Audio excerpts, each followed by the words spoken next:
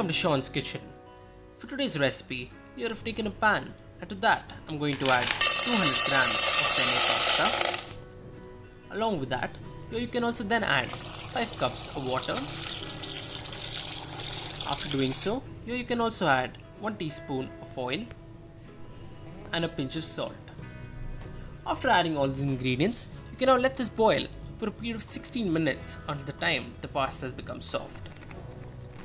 After boiling it for a period of 16 minutes, you can now check if the pasta has become soft, and if it has, you can now switch off the flame and drain all the water in a colander and then keep the pasta aside.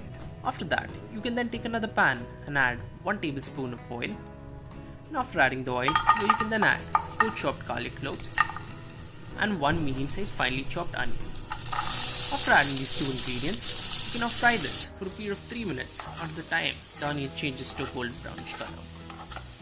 After about 3 minutes, here you can then add half a chopped yellow capsicum and half a chopped red capsicum. After adding these two ingredients, you can now then fry this for another 1 minute. After 1 minute, here you can then add a tomato puree of 3 tomatoes. After adding the puree of the tomatoes, you can now mix this really well with the onions and the capsicum. After mixing it well with the onions and the capsicum, you can now fry this until the time the puree is not watery anymore and starts to become thick. This should ideally take about 2 to 3 minutes. After 3 minutes, you can then add the spices, starting off with 1 tablespoon of red chilli flakes, half a teaspoon of black pepper powder, 1 teaspoon of oregano, 1 tablespoon of schezwan chutney, half a teaspoon of paprika, which is optional.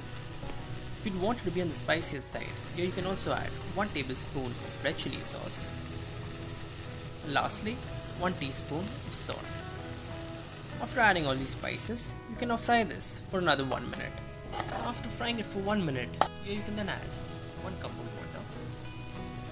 After adding this water, you can now mix all of this really well and fry this for another 2 minutes. Now after 2 minutes, here you can then add the pasta which you had boiled earlier.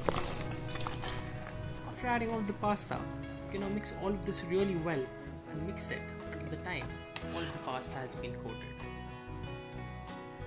After mixing all of it really well and once the pasta has been coated, you can now let this cook for another 4 minutes on low flame while mixing it from time to time so the pasta does not get burnt at the bottom. After cooking it for 4 minutes on low flame, you can then add 2 tablespoons of grated cheese. After doing so, you can then mix this and then switch off the flame and your dish is ready to be served. So I really hope you did like this recipe, and if you did, don't forget to click on the subscribe button right below.